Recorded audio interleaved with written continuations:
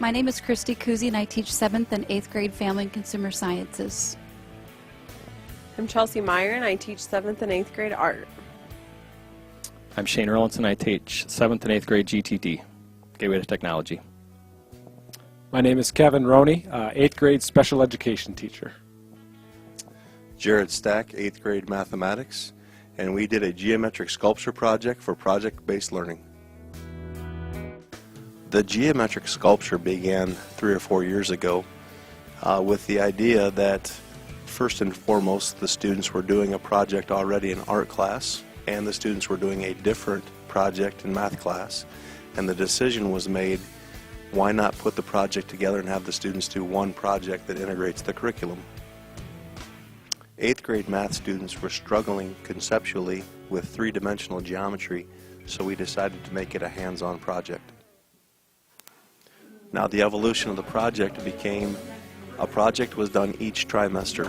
The first trimester was a math art project. The second trimester was a math family consumer science project. And the third trimester was a math gateway to technology project. So students then in art class get to design models and create, using the knowledge that they've learned in Jared's class, get to create models out of the geometric background, the algebra background, and then they're able to actually see those nets, which is your 2D figure flat, come into and become a 3D model. But then with the making it a public sculpture, then students have more freedom and creativity to kind of design it and create it the way they want it to be. So students are able to group up then in groups of 2 or 3 students, and they designed their own geometric sculpture depending on location. This year it was more specific to the middle school since we were designing for the middle school, and so they used different apps to superimpose their sculpture, blow it up to scale size, show images of it at scale size, and then to make it real world we brought in community experts to do a final judging. After Jared and I watched the presentations and we narrowed it down to a top 9, and after those top 9 then they got community feedback from people at Midwest Molding, Terex, art folks that are part of the Waverly Chamber of Commerce, and they were able to, and even administrators came in, and we were able to give the students more feedback as well as get feedback from the experts on what made the designs work or not work, and then we narrowed it down to a top 3. In mathematics, the critical content was 2-dimensional and 3-dimensional geometry. The students were given permission to approximate the amount of materials, the surface area it was going to take to build, and they were supposed to also approximate the space, which is the volume that these solids would take up once the final sculpture was made. Brian Benham offered a fantastic connection between the middle school and the high school, getting our kids interested in his future courses at the high school.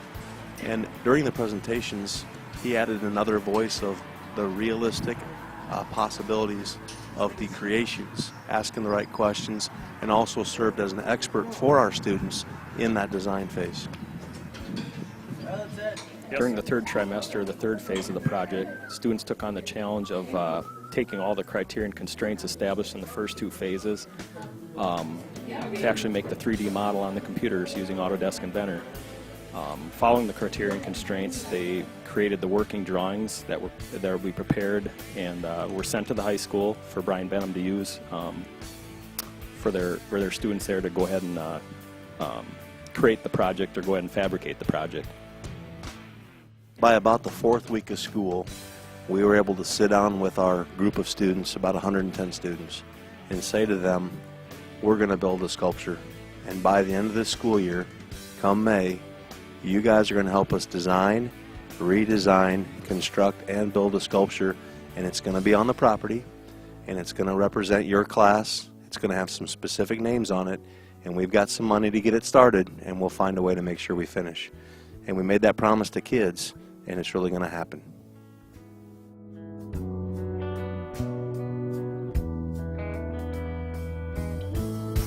With respect to project-based learning, the goal is to make it real world, authentic, scary, challenging, You're going to fail. Some people are going to fail. That's real world. And for us to actually carry it out, to bring in outsiders, to judge, to make suggestions, to make it something the students got nervous about, that made it real. And I can't do what Christy does. I don't have the connections in the community. So I needed that time to meet and say, okay, I know it has to happen. How are we, meaning her, how's she going to make it happen? I can't do what Shane does. I trust that he's going to do his part and the kids are going to be successful. I don't want to do Chelsea's part. And so it really boils down to, I feel like I'm the math expert, but I need to be able to rely on other people like Brian Benham at the high school who really knows what can really happen because he's really built it before.